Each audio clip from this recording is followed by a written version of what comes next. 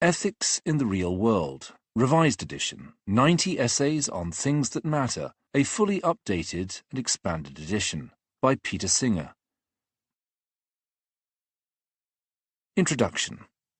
We all make ethical choices, frequently without being aware that we are doing so. Too often we assume that to live ethically, all one needs to do is obey the generally accepted rules that begin with, "You must not." If that were all there is to living ethically, then as long as we were not violating one of those rules, we would be living an ethical life. That view of ethics, however, is incomplete. It fails to consider the good we can and should do to others less fortunate than ourselves, not only in our own community, but anywhere within the reach of our help. We ought also to extend our concern to future generations and to sentient beings beyond our own species, including non-human animals and, should we ever encounter them, conscious artificial intelligence and aliens. Another important ethical responsibility applies to citizens of a democratic society: to participate in the decisions our society makes. Many of these decisions involve ethical choices. In public discussions of these ethical issues, people with training in ethics or moral philosophy can play a valuable role. Today, that is not an especially controversial claim, but when I was a student, philosophers themselves proclaimed that it was a mistake to think that they have any special expertise that would qualify them to address substantive ethical issues.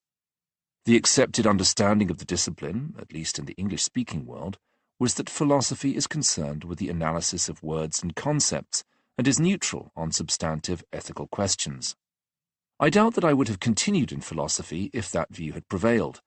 Fortunately for me, at least, the radical student movement of the late 1960s and early 1970s transformed the way moral philosophy is practiced and taught.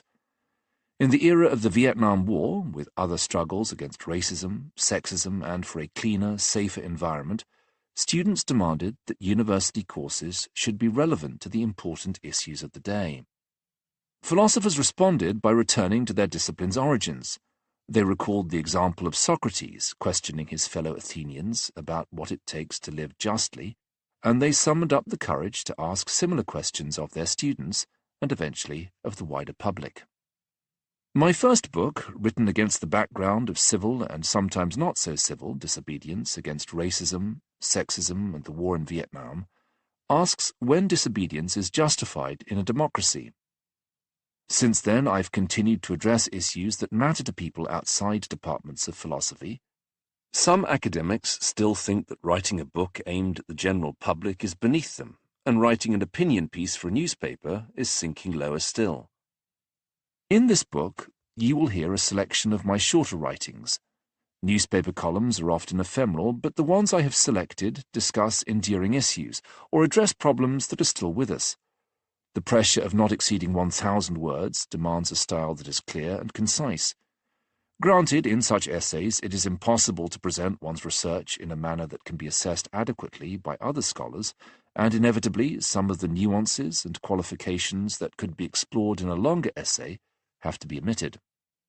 It's nice when your colleagues in philosophy departments appreciate what you're doing, but I also judge the success of my work by the impact my books, articles, and talks have on people who are interested in thinking about how to live ethically, irrespective of where they work or live. The average article in a peer-reviewed journal is, according to one study, read in full by just 10 people. An opinion piece for a major newspaper or a syndicated column may be read by tens of thousands or even millions, and some of these readers will change their minds on an important issue and may even change the way they live. I know that happens because people have told me that my writing has led them to stop eating animal products, changed what they donate to charity, or, in at least one case, to donate a kidney to a stranger. Beyond such anecdotal evidence, as I describe later in Can Ethics Be Taught, I took part in the first randomized controlled studies showing that what students discuss in a philosophy class can change their behavior outside the class. The essays in the opening section will shed some light on my approach to ethics, but it may be useful to say a little more here. Moral judgments are not purely subjective in that they are different from judgments of taste. If they were merely subjective, we would not think it was worth arguing about ethical issues, any more than we think that it is worth arguing about which ice cream flavor to choose. We recognize that tastes differ, and there is no right amount of garlic to put in a salad dressing, but we do think it is worth arguing about the legalization of voluntary assisted dying, or whether it is wrong to eat meat. Nor is ethics just a matter of expressing our intuitive responses of repugnance or approval, even if these intuitions are widely shared. We may have innate yuck reactions that helped our ancestors to survive, at a time when they were social mammals but not yet human. Those reactions will not always be a reliable guide to right and wrong in the much larger and more complex global community in which we live today. For that, we need to use our ability to reason. There was a time when I thought this kind of reasoning could only unravel the implications of a more basic ethical stance that is ultimately subjective. I no longer think this. There are, as Derek Parfit argued in his major work On What Matters, which I describe later in an essay entitled Does Anything Matter?, objective ethical truths that we can discover through careful reasoning and reflection.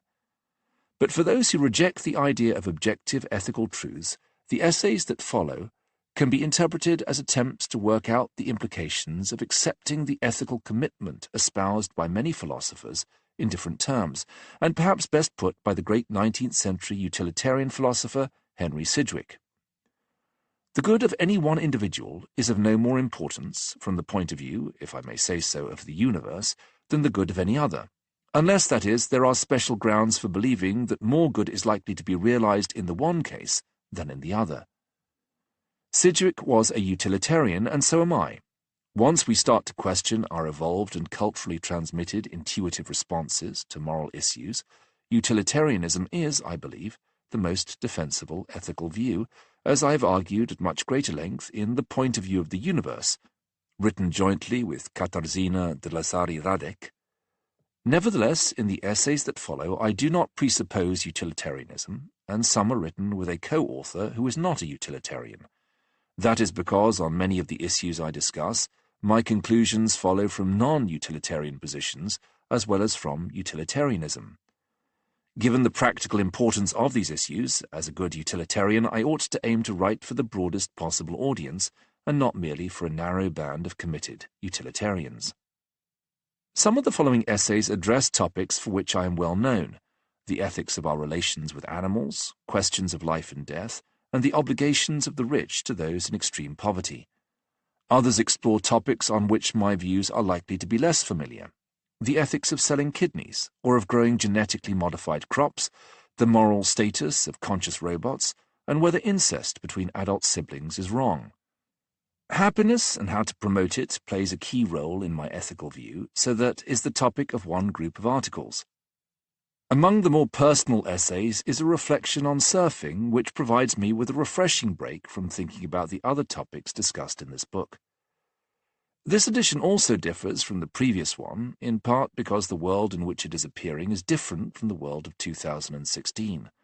Of the 19 essays in this book, 37 are new to this edition, and many of these cover recent ethical issues, such as the genetic modification of human embryos, limits to freedom of expression, the ethics of artificial intelligence, extending the human lifespan, the lockdowns and vaccine mandates that aim to mitigate the impact of the COVID-19 pandemic, racism, and the riots that followed the murder of George Floyd, colonizing outer space, and Russia's invasion of Ukraine, which has once again raised the risk of a larger conflict and even a nuclear war.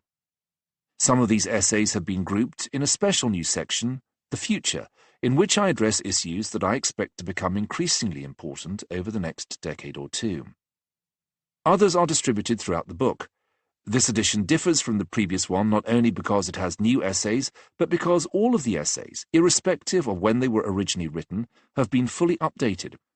So, for example, the essay on How Much Should Sex Matter was first written and published in response to the disqualification of Jenna Talakova from the 2012 finals of Miss Universe Canada because she was not a natural-born female. Now the essay follows the issue right up to the 2022 success of Leah Thomas, also not a natural-born female, in US college women's swimming events. Listeners who already know my thoughts on some topics may be surprised by my views on others. I try to keep an open mind, to be responsive to the evidence, and not simply to follow a predictable political line. If you are not already persuaded that philosophers do have something to contribute to issues of broad general interest, I hope that this volume will convince you of that. Even more important, I hope it will convince you that if we are to solve the many problems we face, we need to discuss the ethical aspects of these problems in a manner that can reach across partisan political divides and find the best solutions for all those affected by them. Big questions. A pale blue dot at the hinge of history. The 18th century German philosopher Immanuel Kant wrote,